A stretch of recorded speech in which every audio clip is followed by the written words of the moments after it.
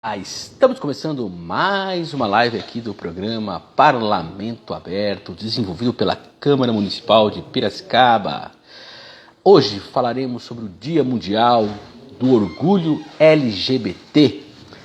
Estarão aqui comigo daqui a pouquinho, o presidente do Conselho Municipal LGBT, o Anselmo Figueiredo, e também o co-vereador do mandato coletivo A Cidade é Sua, João Scarpa. Falaremos aí dessa data tão importante, de conquistas, de lutas, de desafios, contra a homofobia, em favor da diversidade, dos direitos LGBT. Então, é isso aí. O pessoal já está por aqui, eu vou chamar aqui o mandato coletivo. Muito bacana essa conversa, nesse dia 28 de junho, um dia histórico, certo? Pela essa data e também por tudo que representa a luta LGBT no Brasil, mas claro também no mundo, né? E também em Piracicaba, aqui representado tanto pelo Anselmo quanto pelo João Scarpa. Estou vendo o pessoal aqui, o mandato coletivo já convidei. Agora estou só esperando umas... Deixa eu ver aqui. Olá, João, tudo bem? Olá, bom dia. Tudo Como bom? você Então, está? me ouvindo? Você está me ouvindo bem? Tô ouvindo, tá ótima a imagem, tá legal aí o seu fundo, muito bacana. Tô só esperando o Anselmo entrar aqui, deixa eu ver se eu consigo primeiro mandar para ele. Eu já avisei ele pelo WhatsApp, mas eu vou convidar ele aqui também para poder a gente conversar, né, nessa data tão importante, né, do Dia Mundial do Orgulho LGBT, que também, aí, pelo que eu pesquisei, tá, pelo menos, o Dia Mundial continua sendo chamado de Dia Mundial do Orgulho LGBT, mas já convidei você, Anselmo, pode entrar aí que já está convidado. Ó, Só aceitar. só aceitar, tá convidado. A minha voz está dando eco para mim, Eric. Não sei se para você está dando eco. Não, para mim tá tranquilo, João. Então tá tranquilo. Aí vou Tá, começar a dar beleza. umas de sanduíche, ixi. Aí, ó. Tô aqui, vamos lá, vamos ver se eu consigo chamar de novo o Anselmo. Aí, deu como não pode participar. Vou chamar de novo, Anselmo. Vamos lá.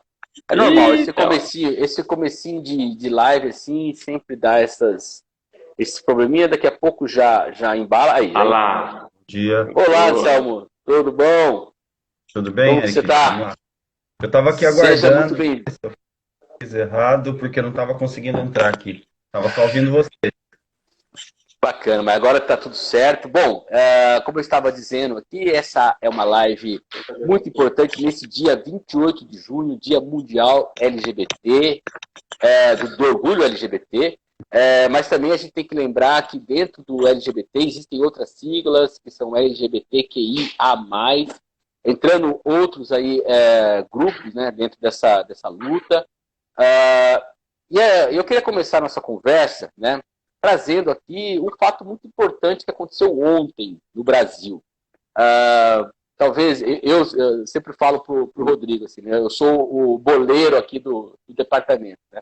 Gosto muito de futebol, acompanho futebol, e ontem nós tivemos, no dia 27 de junho, o jogo do Vasco da Gama contra a equipe de Brusque, lá em São Januário, no Rio de Janeiro. E o Vasco fez uma ação muito importante, né? Ele pegou ali a faixa do uniforme e fez nas cores LGBT, né, do orgulho LGBT, e quando marcou o gol, o atacante Germán Cano, ele pegou a bandeirinha de escanteio e levantou. Tem uma foto muito icônica que está rodando nas internets, ele levantando como do orgulho LGBTQ.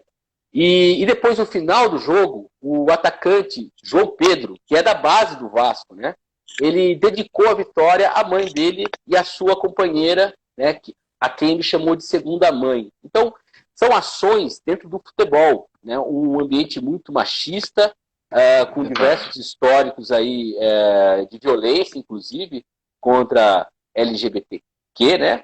E isso aconteceu ontem no Brasil, foi muito repercutido pelos jornais, pelos telejornais aí esportivos, né? Lembrando que o Vasco, por exemplo, nos anos 40 também teve um enfrentamento muito importante na luta em relação à aceitação de negros nas equipes de futebol, que até então não eram aceitas, e o Vasco também bancou isso, então é um histórico que o time lá de São Januário tem. E aí estou trazendo isso para vocês, porque nós estamos falando de um movimento dentro do ambiente machista, que é o futebol. O que isso representa, né, para a causa, para esse debate, para esse desafio, né, do combate à homofobia? Queria que vocês pudessem refletir um pouco a partir desse lugar que sempre foi muito resistente, né, à causa. Então, eu ia começar pelo João Scarpa, já agradecendo enormemente a sua disponibilidade, João, como membro do mandato coletivo, a cidade é sua aqui da Câmara Municipal de Piracicaba. Eric, bom dia, Theo. Bom dia a todos que estão, né, nos acompanhando, a todas que estão nos acompanhando. O futebol em si, Eric, não é um ambiente com o qual eu tenho muita afinidade, né? Então, desde criança, então esse já foi um dos motivos das pessoas ficarem pegando muito no meu pé. Como que você é um menino que não gosta de futebol, não joga futebol, né? Então, na escola mesmo, nas aulas de educação física, eu já não ia, porque, tipo assim, eu não tinha essa habilidade, e aí, quando eu era obrigado a participar, me zombavam, porque eu não tinha uma habilidade com a bola, enfim. Então, eu preferia ficar de lado. Então, só para reforçar que, realmente, o futebol, ele é um ambiente muito machista, né? Agora, vamos falar dessas atitudes, né?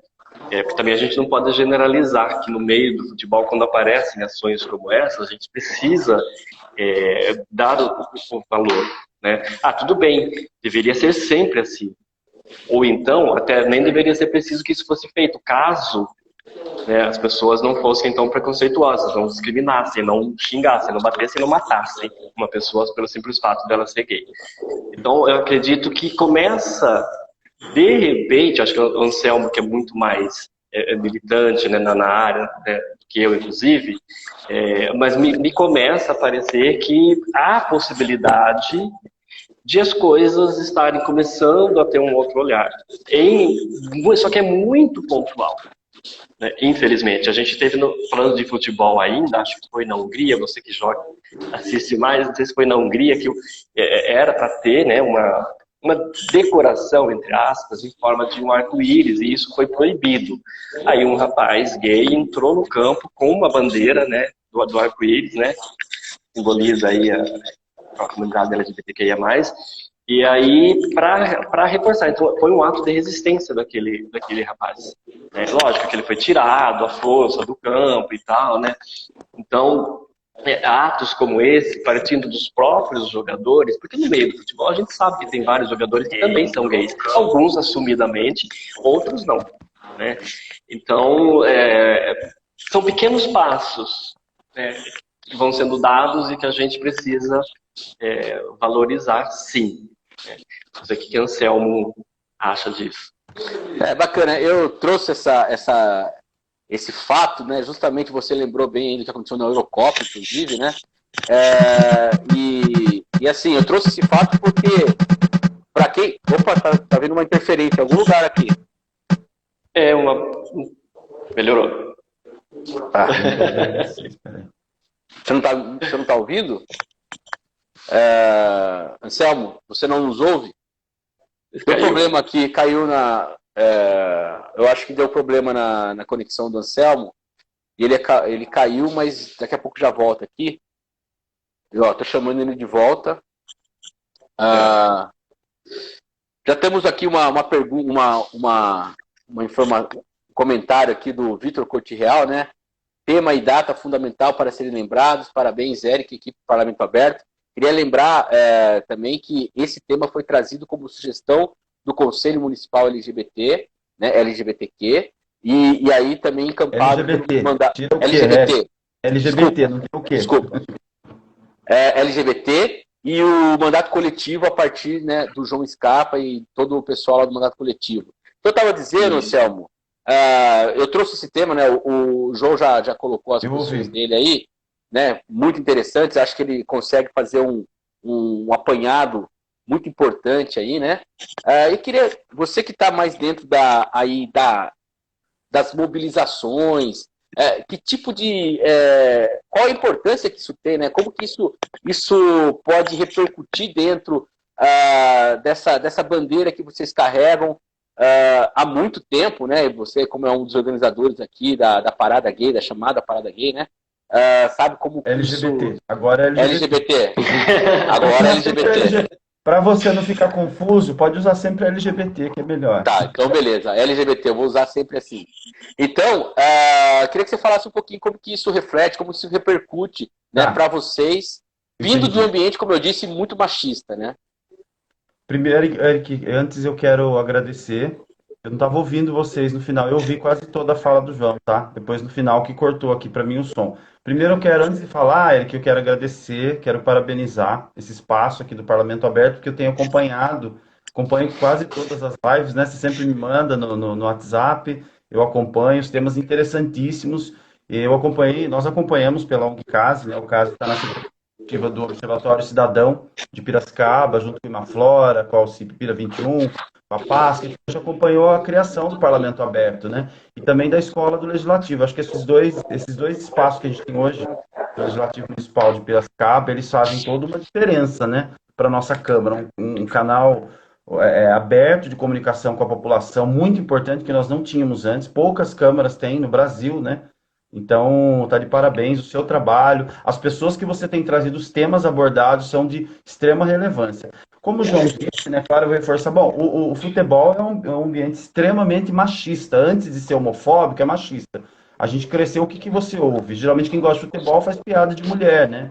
Eu não vou citar nomes aqui, mas sempre os nomes de animais, né, para se referir às mulheres, às mães dos jogadores, né? A gente sabe como que se referem.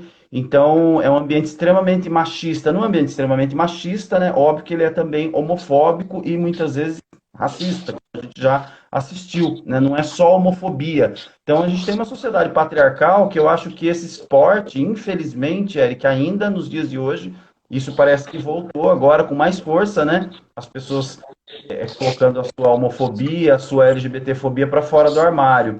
Claro que a gente tem alguns avanços, o exemplo que você cita, mas é muito pouco ainda, é muito pouco.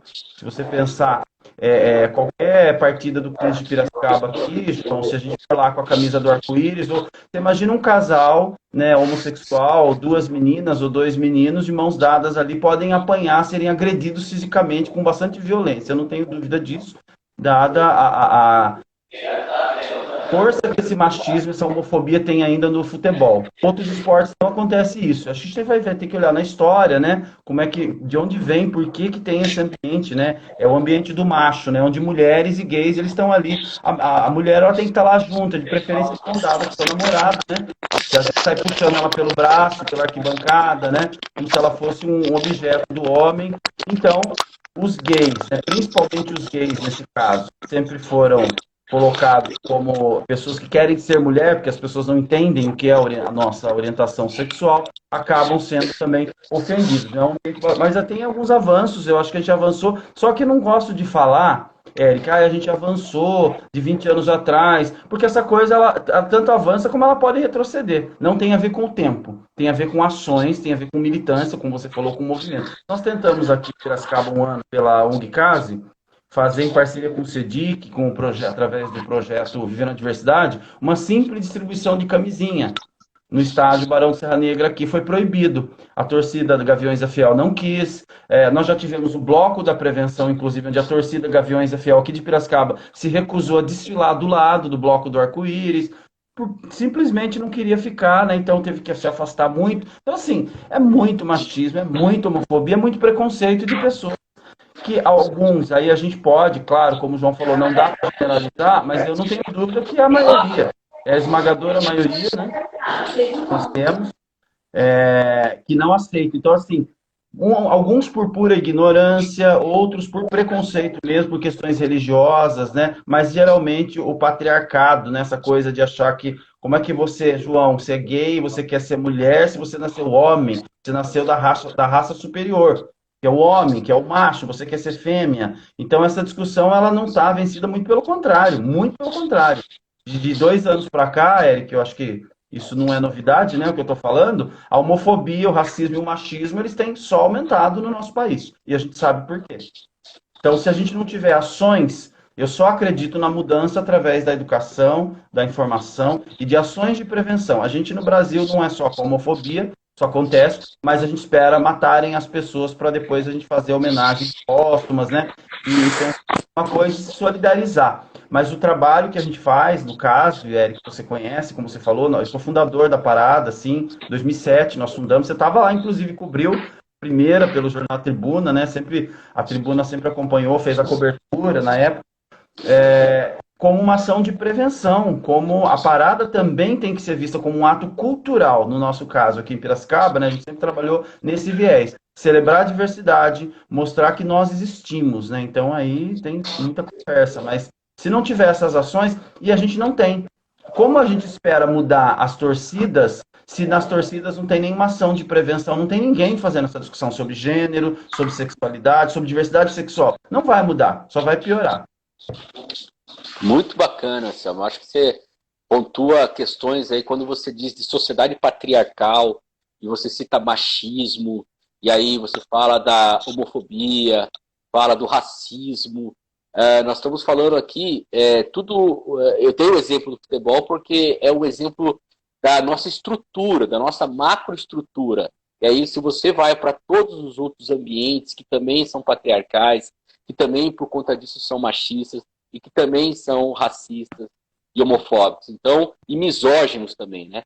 Então, assim, realmente a luta, assim, ainda há muito que se fazer, e acho que você coloca o ponto central. Não é o tempo, não é o passado ou o futuro. São as ações que vão determinar se a gente vai conseguir melhorar essa relação da sociedade ou não.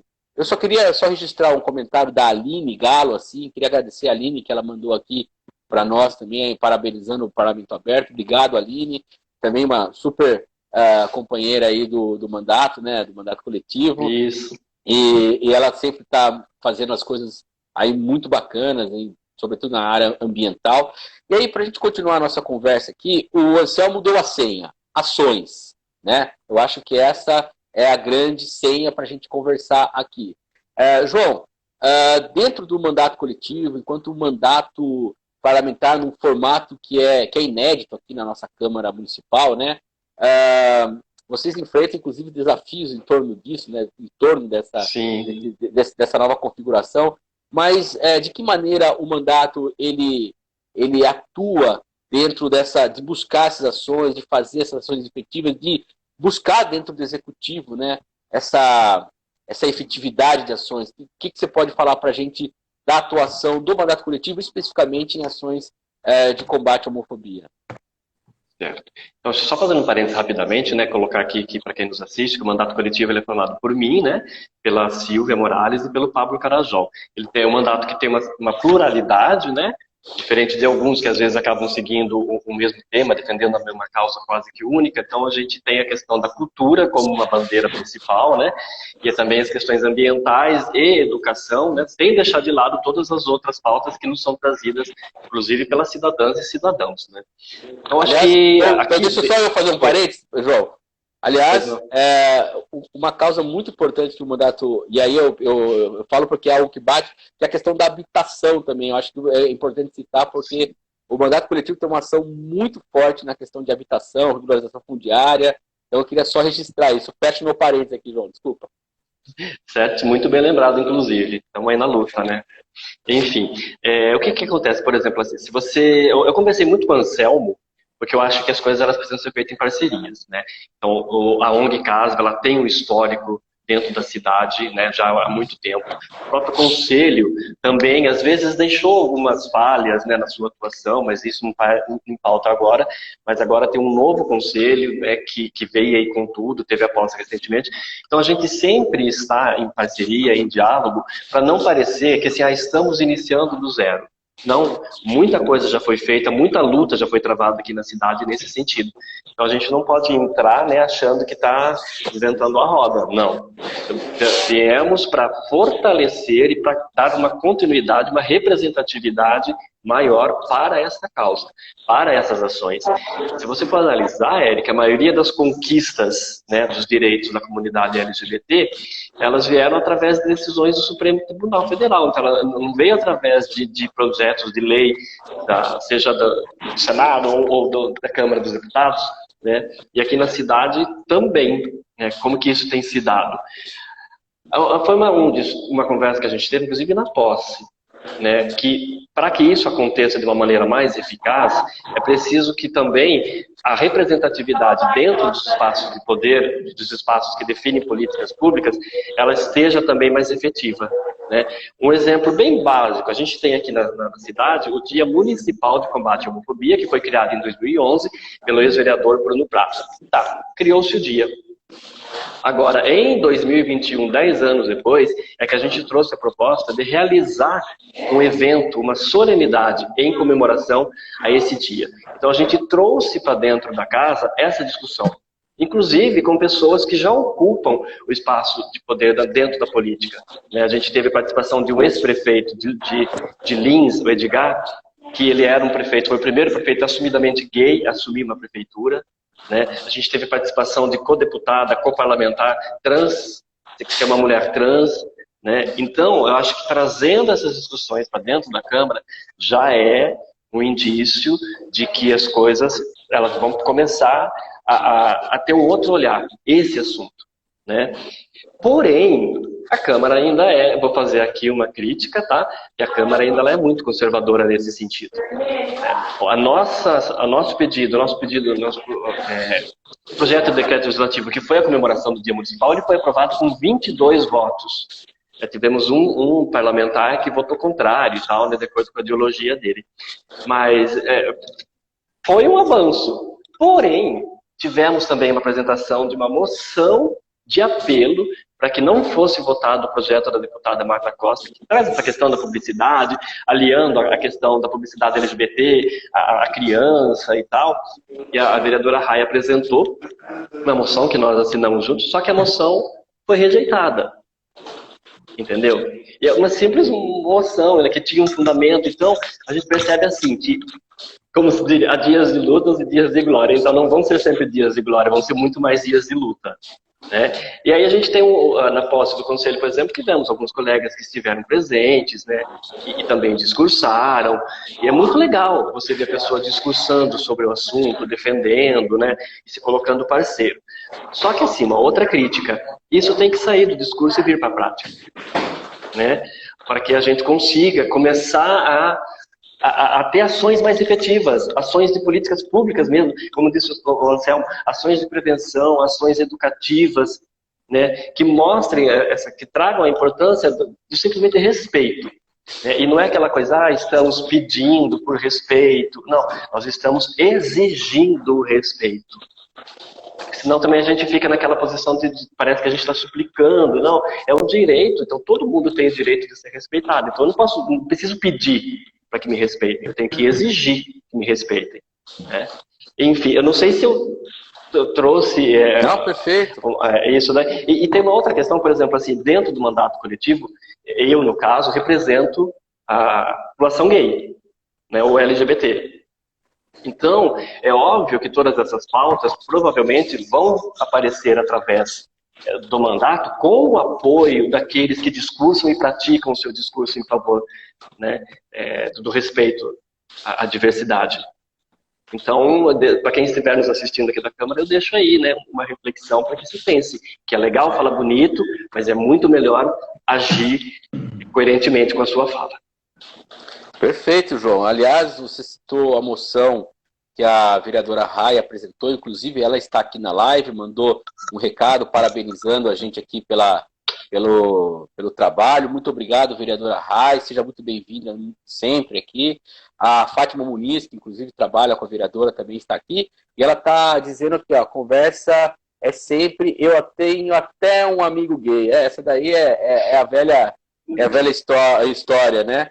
E eu acho interessante quando você fala de respeito, porque, gente, respeito não é privilégio, tá? Respeito é direito. Você respeitar a vida do outro é um direito que todos temos. Então, vamos parar com essa história do tal do privilégio, né?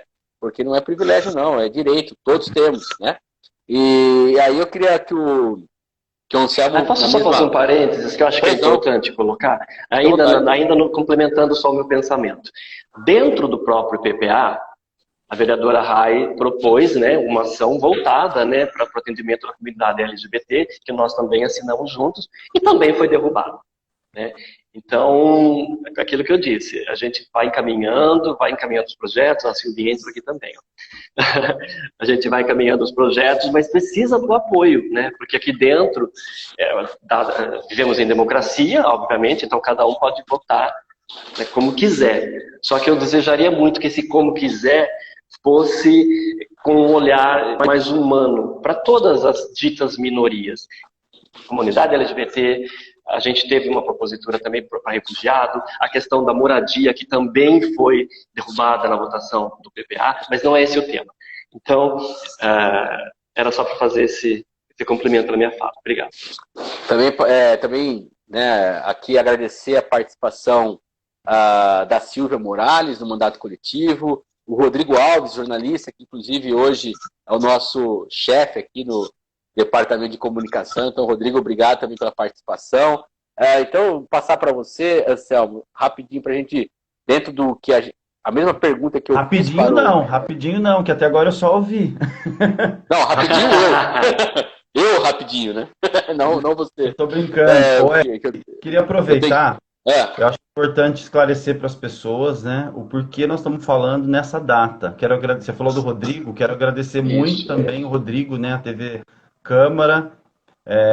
Você falou que hoje ele é o diretor, né, da TV Câmara, o Rodrigo Alves. Da comunicação agora. Perdão, geral. Comunicação, isso, perdão, ele. O Rodrigo a gente estudou junto, né? Não sei se você sabe, você foi meu veterano, né, de jornalismo da Unimep. O Rodrigo, nós somos da mesma turma. Engraçado que nós entramos junto direto já no segundo semestre, porque eu vinha do Direito e ele vinha de Minas Gerais. Então nós caímos já no meio do ano, segundo semestre, isso já faz um tempinho, né? É bom não falar o ano, porque senão vão fazer as contas aí, João. Mas assim, o dia 28 de junho, eu não sei se vocês sabem, até 1966, tinha uma lei em Nova York que proibia as pessoas se reunirem. Gays, na verdade falavam só gays, depois eu quero explicar essa questão do LGBT, porque as pessoas, e aí você me desculpa, viu, Eric, eu não corrigi não, só fiz uma brincadeira, mas pode ficar tranquilo, LGBT, esse QIA+, é importante que a gente claro, rapidamente para as pessoas entenderem. Mas até 66 tinha uma lei em Nova York, vejam só que absurdo, que proibia os gays simplesmente de se reunirem em espaços públicos, né? A gente estava vivendo no Brasil uma ditadura e em Nova York tinha uma ditadura, né? Para a questão da sexualidade das pessoas. A lei foi revogada, né? Mesmo depois de revogada, né, a briga continuou, porque os conservadores, enfim, as pessoas que defendiam aquela lei continuaram tentando trazer de volta. Ela foi revogada. E em 69, né, foi exatamente no dia 28 de junho de 1969, num bar, né, chamado Stonewall, em Nova York, que houve a tal da Revolução de Stonewall. Na verdade, a polícia prendeu 13 pessoas, mas eu quero já aproveitar, porque a gente estuda há muito tempo o movimento, e não eram só gays. Então, quando a gente fala o dia, Eric, ele foi conhecido mundialmente anos depois, não foi em 69, na verdade, 28 de junho de 69 foi o dia que aconteceu. Como aconteceu também com o 8 de março, com o 13 de maio e 20 de novembro, né? Anos depois, o movimento mundial usou essa data porque foi quase um massacre, né? As pessoas foram tiradas a pauladas, a cacetetes, a balas de borracha, como a gente vê até hoje, né, acontece ainda, mas foi muito forte, foi muito impactou o mundo todo naquele momento. Depois a gente teve outros, tá? A gente fala do 28 de junho, João, mas a gente teve de lá para cá no Brasil mesmo, se a gente for olhar, na década de 80, no Ferros Bar, na região do Largo do Arocho, em São Paulo, teve uma coisa bem parecida, que a gente podia, inclusive, instituir, né? O nosso nacional, que não foi no 28 de junho, mas foi num bar que era frequentado mais por lésbicas. Mas o 28 de junho, em 69, foi muito por conta dessa lei. Ela tinha sido revogada, a polícia proibia os gays se reunirem. Qual era o argumento? Que eles estavam causando desordem.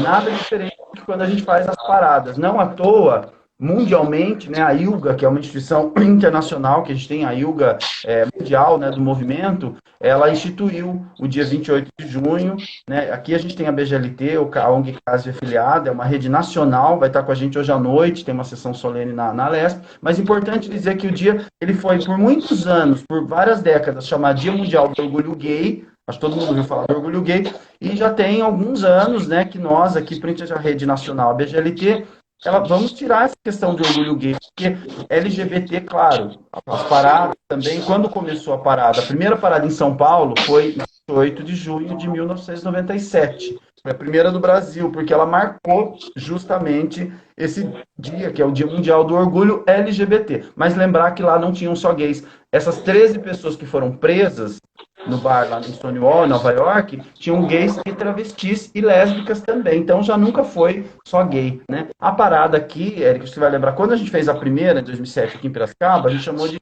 GLBT, ou GLBTT, né? Porque aí depois se consensuou, nós tivemos em 2008, né, o presidente Lula chamou a primeira conferência nacional LGBT, né, bastante ousado. Foi o primeiro país onde um presidente da República convoca e participa, né, da abertura da conferência toda. E aí, trazendo essa questão das ações, João, porque você falou muito bem, nós não temos o poder executivo, legislativo no Brasil, né, o nosso Congresso Nacional, não, principalmente não aprovou nenhuma lei. A gente teve um PLC de 2006, da senadora Yara Bernardi, deputada federal Yara Bernardi, que ficou tramitando na Câmara Federal por muitos anos e nunca passou nem pelas comissões, que era para criminalizar a homofobia. Esse PL ficou famoso, discutiu aqui muito em Piracicaba, né?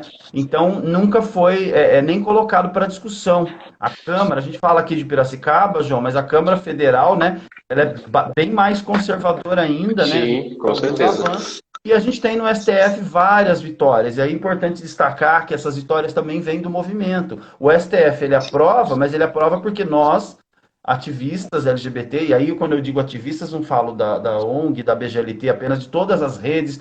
A gente tem hoje, o movimento ele cresceu muito, né? O movimento LGBT brasileiro, ele começa lá no início dos anos 80, ele se fortaleceu com a história da AIDS, inclusive, que nos jogou num lugar de peste gay, de epidemia gay, nos estigmatizou, ele acabou dando mais força ainda para o movimento. Então a gente tem várias redes aqui que eu poderia citar, como a ANTRA, Associação Nacional de Travestis e Transsexuais, a própria BGLT, a ABL, Associação Brasileira de Lésbicas, a gente tem hoje a Aliança Nacional LGBTI, a gente tem muitas redes, e dentro dessas redes, todas essas organizações. Então, tem advogados, né? O Pauliotti, um dos advogados que inclusive fez a fala lá no STF quando foi aprovada a criminalização da homofobia, né, da LGBT. A gente tenta colocar, Eric, LGBTfobia, né, mas eu acho que tem uma dificuldade ainda, né, para as pessoas entenderem. E aí, não só a criminalização, porque não foi aprovado, na verdade, na prática, né, em um outro momento, a gente vai ter tempo para discutir isso aqui, mas não funcionou. A gente pode dizer que essa resolução do STF de incluir,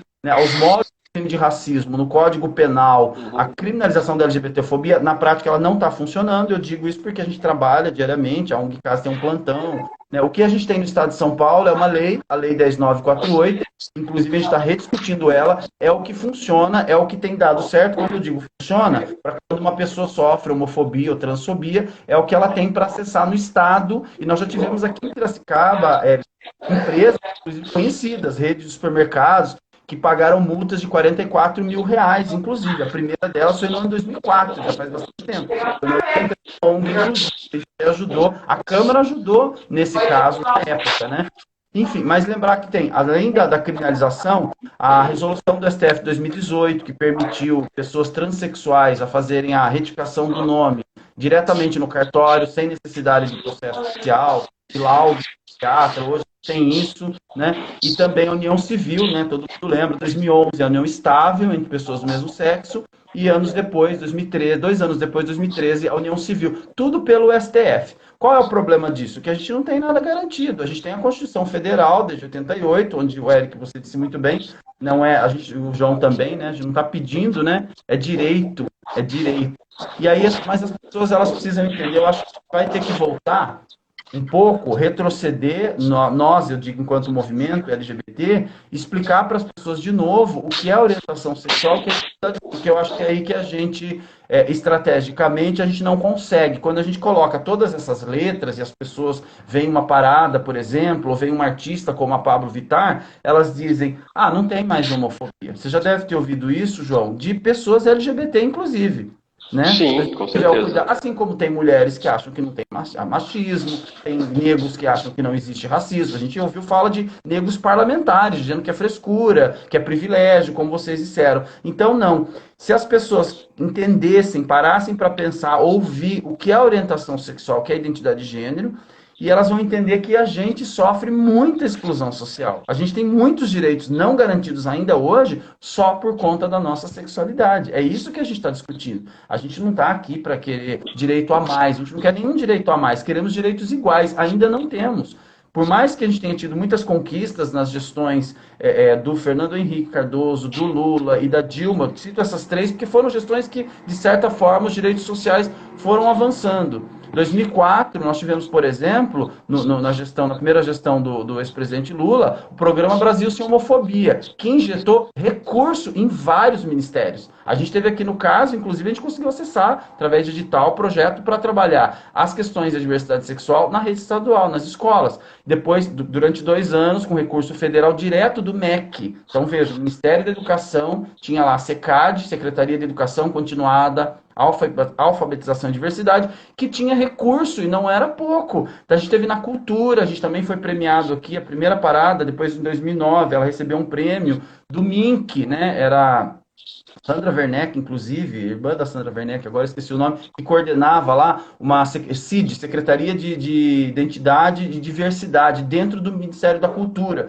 Então a gente teve, e fora na saúde, né, principalmente na saúde, na área da ciência social, a gente teve recurso. Então quando a gente fala, João, você disse muito bem, as ações, né, e eu quero aproveitar para parabenizar o mandato coletivo, a cidade é sua, também o mandato da vereadora Rai, que são os mandatos que hoje a gente percebe, Eric, na Câmara, né, tem outros também que eu acho que a gente vai contar, como o Pedro Kawai, o Acácio, tem vereadores aí que eu acho que a gente tem que abrir mais esse diálogo. É isso que a gente pede para os parlamentares. A gente não está querendo direito a mais, a gente quer. Inclusive, eu falei isso, né, João? Nós falamos lá na posse do Conselho Municipal, na quinta-feira, lá na Prefeitura, com a presença do prefeito Luciano Almeida e de vários parlamentares que foram lá prestigiar a posse, que nós queremos, Eric, usar o espaço da Escola do Legislativo, por exemplo, para fazer capacitação, formação, dialogar com esses vereadores, porque eu vejo, Eric, de verdade. É claro que você vai ter aqueles que realmente têm preconceito, questões morais ou religiosas, e aí ele não aceita nem ouvir. Mas eu acredito sim, eu quero acreditar e ter essa esperança que a maioria dos parlamentares aqui do nosso legislativo, eles não conhecem. Está naquele grupo, eu divido em 3 grupos, né? O grupo que realmente tem preconceito por falta de informação, por pura ignorância. Nunca, e não, também não é culpa de ninguém, a gente não aprende isso na escola, né? Eu mesmo, quando entrei no caso em 2004, eu já fazia teatro com chapéu há muitos anos, já desde os 10 anos de idade, teatro na seta com o João, lá atrás, década de 90, e a gente está no teatro, numa área cultural, ambiente artístico, né? A gente sabe, não tem... Eu tinha preconceito com travestis e transexuais. Quando eu digo eu tinha preconceito, eu nunca excluí, nunca discriminei, mas hoje eu reconheço que há 15, 20 anos atrás, por que eu tinha preconceito? Porque eu negava, talvez até por ser homossexual, para mim era mais difícil, porque eu falava, eu não quero ser. Peraí, eu não estou entendendo, ninguém me explicou, né? Não tive essa discussão, né? Eu lembro que eu vi a Roberta Close em 94, quando a Roberta Close foi para a Itália e fez a cirurgia, né, de readequação sexual, redesignação, aqui em Piracicaba teve também, eu tive a oportunidade de ir na casa dela. Né, para mim, eu tinha um namorado e era amigo da Vanessa Stênico, que foi a primeira de Piracicaba, no mesmo ano, também lá na Itália. Voltou. Para mim, João, foi um susto, porque eu falo, peraí, o que é ser gay? Eu era um adolescente, um jovem já, né, adolescente quase jovem, e aí eu falava, poxa, mas espera aí, e aí é uma confusão na nossa cabeça, e hoje, eu falo hoje, mas eu tenho alguns anos, Eric, no plantão de atendimento da ONG Case, a gente atende muitos jovens, a procura aumentou muito, isso eu posso garantir para vocês. A gente está fazendo esse levantamento de dados por conta dessa propositura do Centro de Referência LGBT, que a RAI colocou lá como emenda no PPA, que não foi aprovada, mas é o que a gente mais precisa nesse momento. Né? Se a gente disser hoje, Eric, se você me perguntar o que a Câmara, o que os vereadores podem contribuir, é esse centro, sim, com psicólogo, assistente social e apoio jurídico, porque tem aumentado demais. A gente faz um trabalho voluntário hoje, não damos conta de tantas pessoas que nos procuram por vários motivos, principalmente no mercado de trabalho. A gente precisa fazer uma discussão com urgência, até com a Associação Comercial Industrial aqui da cidade, com a CDL, de formação, de projetos, capacitar as empresas, né? Até porque elas não sejam processadas, porque a gente tem, de um lado, a Lei 10.948, que qualquer pessoa ela pode usar, né? E a Defensoria Pública aqui de Piracicaba é a nossa grande parceira, ela pode conseguir multar a empresa, indenizar, inclusive, é um alerta até para as pessoas.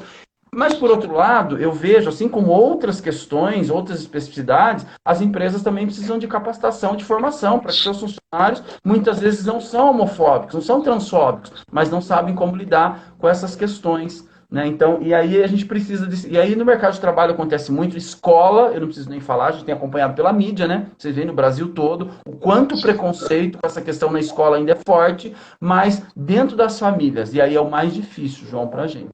Porque eu já recebi na ONG Case, mãe com seu filho trans de 16 anos, que o pai esquentava o garfo no fogão e queimava o braço do filho. Eu já recebi, a gente está essa semana, inclusive, caso de uma menina lésbica, uma menina, eu digo menina, mas de 19 anos, 20 anos, porque é muito jovem, mas que a irmã bateu nela, espancou e quer pôr para fora de casa. A gente em Piracicaba isso está crescendo, a gente sente isso na ONG, uma média de 5 denúncias por semana, claro, coisas diferentes, né? Tanto de pessoas transexuais, porque não conseguem acesso ao serviço de saúde. Então a gente precisa desse centro de referência. Eu me alonguei aqui, peço desculpas, Eric, mas aproveitar para dizer... É importante trazer. E dizer, João, que assim, bom, você, a Silvia, o Pablo, a vereadora Rai, toda a equipe, quero mandar um beijão para a Fátima também, né, a Thalita do Mandato Coletivo, a Eva, que está também lá com a Rai, a Lina, todo o pessoal. São mandatos que a gente já conta e vamos contar muito mais ainda. A gente precisa muito de vocês. Eu quero agradecer demais, imensamente. O trabalho que vocês vêm fazendo, essa abertura é muito importante. A gente não sabe que a legislatura é de 4 em 4 anos, a gente precisava realmente, e não só LGBT, Eric, eu não acredito nessa questão que precisa ser LGBT para defender LGBT, não, muito pelo contrário, porque senão a gente tá ferrado, né, se for dessa forma, né? A gente precisa de parlamentares que entendam o que é direitos humanos e principalmente respeite o Estado laico e a nossa Constituição Federal. É isso que a gente está precisando, porque aí tanto para nós, LGBT, como para a população negra, para as mulheres e todos os direitos sociais, né, como o mandato coletivo vem fazendo.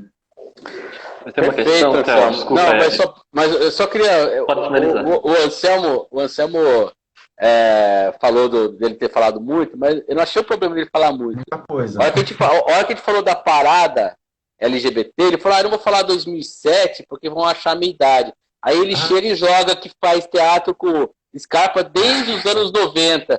Pô, sacaneou vocês, cara. Mentira, eu comecei em 2015. Mentira. Acho que é a terceira turma da seta, né, João? Se eu não me engano, é de correio. Atentos, hein? Bom, enfim, mas o que eu queria dizer, Érica, nem sei se a gente está com tempo ainda, só para complementar essa fala do Anselmo, o que acontece? É óbvio que se uma pessoa LGBT ocupa um espaço de poder, né, dentro da política, ela vai trazer essas pautas, mas não precisa exclusivamente ser uma pessoa LGBT, como bem disse o Anselmo. Só que a pessoa ela tem que ter coragem também, porque o que eu ouço às vezes é assim, não, eu não sou contra, não, eu apoio, não, eu gosto, é divertido, né? Mas não tem coragem de assumir um posicionamento em defesa de um projeto de lei, porque fica pensando, o que o meu eleitorado vai dizer de mim? Que é um momento que ela ocupa um posto, vamos dizer assim, que ela pode usar desse lugar para ajudar numa ação educativa, de explicar, sabe, de trazer para o debate, de discutir, né? Então, não precisa, obviamente, ser LGBT, não precisa ser negro, uma pessoa preta para defender a causa, né, contra o racismo, mas precisa ter coragem, precisa ser coerente com o seu discurso. É isso que eu queria trazer. E precisa parar de achar que fazer piadinha com os outros não é ruim. É só uma piada, é só um meme. Não é só um meme. É um meme que incita a violência contra as pessoas LGBT e que pode ter consequências trágicas. Eu, no caso, por exemplo, sou um homem branco, então é óbvio que eu sofro menos preconceito por ser gay do que uma pessoa preta que mora na periferia, que não tem o apoio da família, que tem uma família desestruturada e que acaba indo para a rua.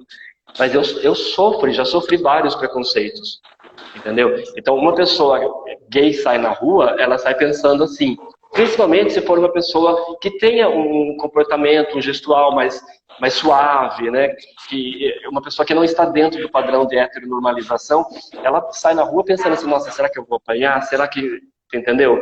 Nossa, um carro passou aqui, quase que me atropelou. Será que foi sem querer ou será que a pessoa quis fazer isso? Entendeu? Então, eu acho que tem que pensar assim. A gente costuma dizer que a humanidade ela vai evoluindo, inclusive, né, a questão das siglas que o Anselmo traz é exatamente para acompanhar essa questão do pensamento que vai evoluindo com a humanidade. Né? Então, por favor, gente. Perfeito, João. Agora eu queria trazer um assunto que o Anselmo passou meio por cima, mas eu queria que a gente desse uma aprofundada nisso. É porque se diz muito assim a questão da representatividade. Inclusive aquela frase, representatividade importa. Aí você vê diversas ações, vou falar aqui do repórter que mandou, né, um beijo pro marido dele, né, para repórter. Estou falando em termos de mídia. Existe essa representatividade, mas muitas vezes esses mesmos ambientes em que usam a representatividade como algo, vamos colocar aqui, de marketing, não é nem de causa, não defendem as pautas que precisam mesmo. Por exemplo, no caso, vou dizer assim, questão, por exemplo, da Previdência. Pô, quem mais é afetado com a Previdência? É negro, muitas vezes é LGBT, e aí o cara apoia a Previdência, mas ele vai lá e faz todo aquele espetáculo de representatividade. Eu sei que é um tema muito... ele é muito singelo, né? Não estou falando aqui que não tenha que ter representatividade, não é nada disso, mas assim também de não capturar a causa, que é ampla, que é muito difícil, dentro só de um tipo de espetáculo midiático. Né? Eu queria que o Anselmo refletisse um pouco isso para quem está ali trabalhando na base, né? Você, quando fala que recebe 5 denúncias por semana, é de alguém que está na base da sociedade, está trabalhando no dia a dia ali. E assim a gente vê, né? Inclusive o que eu citei em relação ao Vasco da Gama, ao futebol, né? Mas justamente de ter efetividade, de quando tiver, por exemplo, no caso do futebol, um preconceito, que o cara seja punido, a pessoa seja punida de verdade, né? Então, assim, que exista essa efetividade. Eu queria que você refletisse um pouco sobre isso, Anselmo, sobre essa coisa de que é muito... se captura pelo marketing, né? Sim. Eric, eu acho que a sua fala é perfeita. Eu gostei muito já desse olhar, porque a representatividade tem que ter um cuidado para ela não nos atrapalhar, não atrapalhar o nosso trabalho. Porque hoje se fala muito, é importantíssimo. Eu penso assim, depois também, Eric, hoje, a gente já conversou, eu lembro que você foi num debate pelo jornal que você trabalhava, uns anos atrás, a gente sempre fazia semana, né? Acho que lá no museu do SEMAI, perdão, no Teatro do SEMAI, em frente ao Museu da Água, mas a gente fez no Hotel Nacional, na Estação da Paulista, no Engenho, fizemos vários debates. E há 10 anos atrás, sei lá, 2011, 2010, talvez eu tinha uma outra visão, a gente vai também amadurecendo dentro do próprio movimento, né? Então, hoje eu vejo, Eric, muitas vezes essa representatividade ela pode até atrapalhar o nosso trabalho, dependendo da forma como ela é colocada. Você tem toda a razão, né?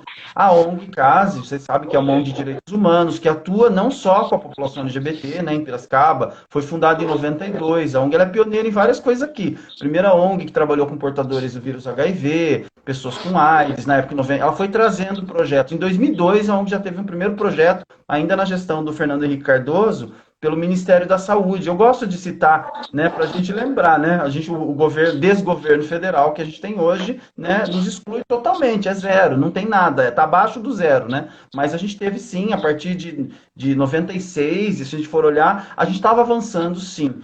Então, assim, essa representatividade, ela foi aumentando junto. Então, hoje o meu olhar qual é, Eric? Eu acho que tudo pode somar, tudo agrega, todas as ações.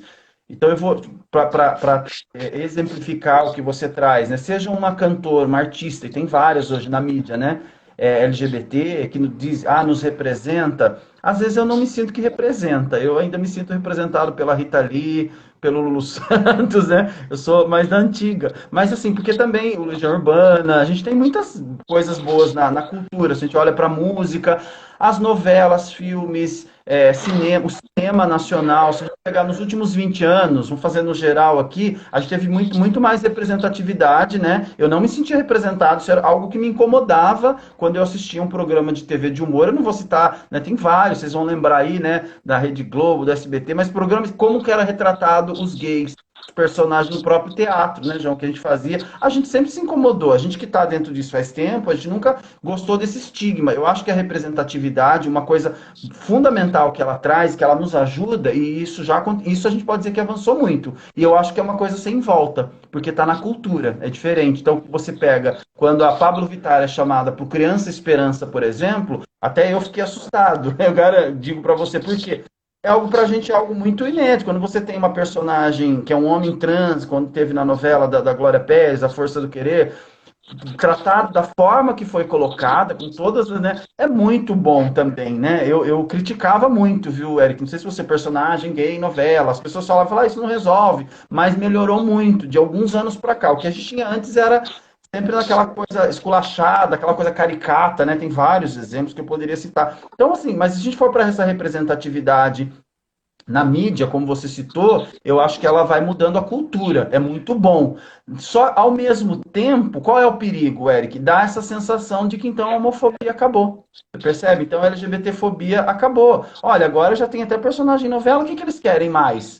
Já tem né, cantores, artistas famosíssimos ganhando milhões de cachê, e é verdade, muitas vezes são artistas que não fazem nada pela causa, infelizmente. Se a gente chama para trazer para a parada aqui de Piracicaba, é uma ONG de direitos humanos, uma entidade sem fins lucrativos, a gente não ganhou um centavo, ninguém da ONG Caso para organizar a parada, né? A prefeitura que sempre apoiou, que também não é favor, é obrigação, eu acho, como faz outros eventos, como faz o Afropira, como faz a Paixão de Cristo, como faz enfim, diversos outros eventos, apoiar, porque a prefeitura nunca organizou. A organização, a luta, a correria, e é uma loucura. Quem está na organização sabe que a gente quase não dorme na última semana. Então, assim, mas apoiou, sim, com estrutura, o evento. Então, e aí, quando a gente olha para esses artistas que eles têm essa representatividade, não vamos generalizar, mas a maioria deles, Eric, que você tem, infelizmente, não contribui, nem se envolvem com o movimento.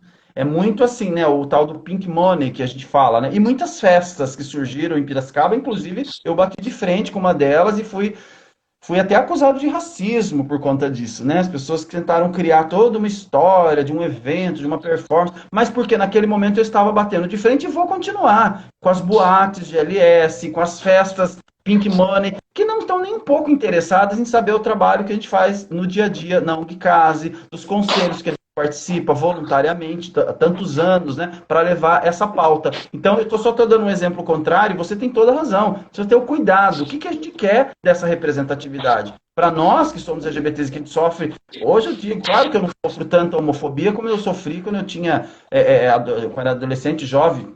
Quando você se empodera, conhece os seus direitos, você consegue se defender mais. Não significa que eu não posso até vir a ser assassinado por homofobia, claro, né? Agora, é diferente, mas a gente, hoje trabalhando, você vê, eu não gostaria que os jovens lésbicas, meninos e meninas, e trans, e travestis, e bissexuais, precisassem passar por tudo que eu passei, né? Poxa vida, eu falo, quanta coisa eu perdi, quanto tempo eu perdi por conta dessa homofobia que só me excluiu dentro da minha própria casa, da minha família, né? Todas as dificuldades que a gente teve. E é isso, Eric, que eu acho que falta.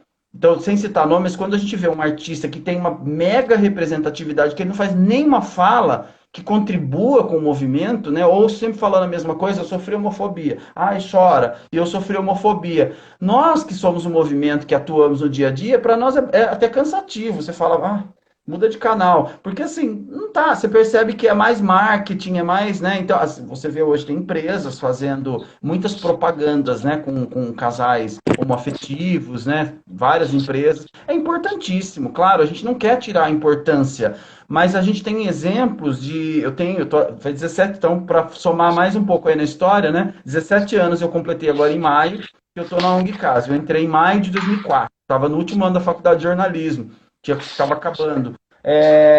eu poderia citar vários exemplos para você de empresas que fizeram propagandas e na época o movimento aplaudiu, olha que lindo, ou o personagem, um artista, e depois. Aí você pergunta para nós que estamos no chão, na base, como você falou, numa ONG de Direitos Humanos, atendendo a população LGBT que é expulsa de casa, que é ameaçada de morte todos os dias, que não arruma emprego, porque, como o João falou, você é um gay afeminado. Na verdade, se você eu acho que não é nem a questão de ser afeminado mais hoje, é você ficar no armário mesmo. Esse governo atual federal quer que a gente volte para o armário. Se você assume a sua sexualidade, você não adianta, ninguém vai me. Aqui a gente tem vários exemplos em Piracicaba. Então, assim, você tem coisas que foram feitas que não tiveram nenhum resultado concreto para a nossa causa, para a nossa luta pelos direitos humanos da população LGBT. Né? Só ficaram realmente ou foi usado como marketing, aquela empresa foi bastante aplaudida, recebeu um prêmio, o próprio movimento se equivocou e faz parte também, né, Eric? Poxa, a gente assim, a gente é tão carente de tudo, tudo foi nos negado. Então, quando uma empresa, quando uma emissora de televisão, quando um artista aparece, claro que a gente quer no primeiro momento aplaudir e torcer para que dê certo. Depois a gente se decepciona, que a gente vê que aquela pessoa só queria ganhar dinheiro, ganhar um cachê melhor, aparecer na televisão, na mídia e não quer discutir, não quer nem conversar pelo contrário. Eu tenho exemplo de artistas que nós fizemos contato, a produção da parada aqui, com vários artistas conhecidos, famosos, trouxemos uma, inclusive, para Piracicaba, e a nossa decepção, ela foi total, total. Pessoas assim, a produção chega a falar, eu não quero saber o que é um direitos humanos, eu odeio direitos humanos. Olha, a gente viu isso, sim, de artista de produção. Aí você vai falar, calma, mas foi a produção, um funcionário da produtora que falou, não importa, se é uma artista que está na mídia dizendo que defende a causa, ela que contrate uma produtora melhor, que treine, oriente, produtora machista, né?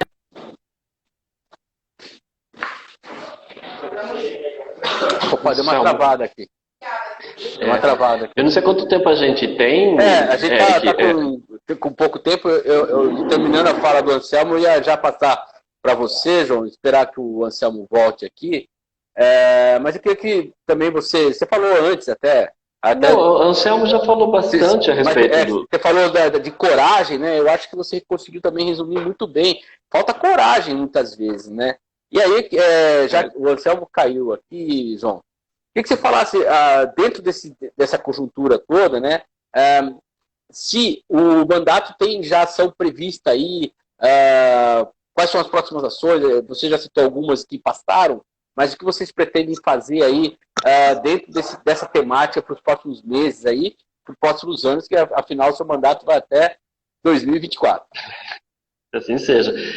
Não, eu quero dizer assim, como eu disse no início da fala, a nossa proposta primordial é dar apoio, suporte e encaminhamento no que for possível para as lutas que já estão aí. Né? Então, as parcerias com a ONG, como a ONG Casa, por exemplo, com o próprio Conselho, a gente, por mais que eu tenha a vivência, né, o meu ativismo, a minha militância é na minha vida. Por mais que eu tenha essa vivência, eu preciso entender o que é que o movimento, né, que a sociedade tem se organizado, qual a necessidade que elas têm e o que enquanto parlamentares, né, enquanto coparlamentares, a gente pode encaminhar nesse sentido. Né? Como esse centro de referência que o Anselmo trouxe aí, é uma coisa que a gente precisa batalhar, precisa estar sempre em diálogo com o executivo para saber quando e como, porque que é necessário a gente já sabe que é. Né? Então eu acho que é essa abertura mesmo para as lutas que já estão em pauta. Não vamos precisar criar nada de muito novo, não. É dar atenção e a disposição para que as coisas aconteçam nesse sentido.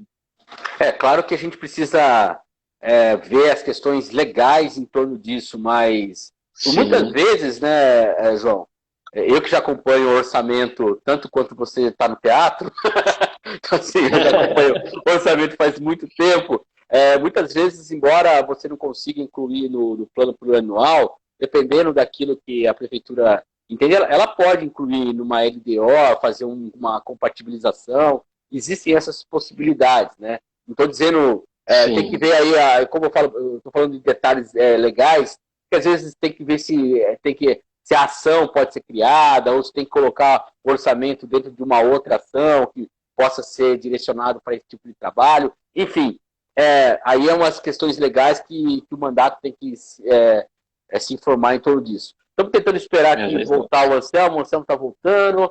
Então, estamos já quase finalizando, João. Então, enquanto o Anselmo volta, eu queria que você falasse aí, desse o seu recado final, agradecer mais uma vez. Aí, caiu, Anselmo, estou só finalizando aqui com o João, já passo a palavra para você também, para a gente finalizar. Já nosso tempo já está acabando. Queria que você falasse, João, um pouquinho aí, uma mensagem do mandato coletivo, das ações, deixasse aí, divulgasse o mandato coletivo, né, para as pessoas que queiram procurar. Lembrando que o mandato também faz a direção da escola do legislativo, né? Então seria importante aí você passar todos esses detalhamentos para quem está nos acompanhando. É isso mesmo, tipo, deixar aqui nas nossas redes sociais, quem puder acompanhar aqui pelo Instagram, @CidadeSul, a gente também está no Facebook, a gente responde super as pessoas que entram em contato, encaminhamos, né, as demandas que são trazidas, inclusive. Agradecer aí o espaço, né, do Parlamento Aberto, né, deixar aberto o convite também aqui, como você disse, nós estamos na direção da Escola do Legislativo, com a coordenação do vereador Pedro Kawai, né, e tem sido bem bacana, está bem movimentado aqui as atividades. E queria só fazer um comentário a respeito da fala que você trouxe da questão da representatividade, da mídia e tal, né? É que assim, se eu ocupo um espaço de poder ou um espaço na mídia que eu possa exercer a minha representatividade, o que eu faço com isso? Né? A gente tem artistas super famosos que se promoveram em cima desse tipo de humor, né, voltado para a comunidade LGBT, mas que no seu casamento não beijou o seu companheiro porque havia presença de outras famílias na festa. Então, por exemplo, o que de fato eu defendo, né? Qual a minha representatividade de fato dentro disso? Então, acho que é isso. Coragem para lutar e bora lá. Você falou a palavra correta, coragem. Eu acho que tem que ter. A comunidade LGBT já mostra isso há muito tempo, muita coragem. Né?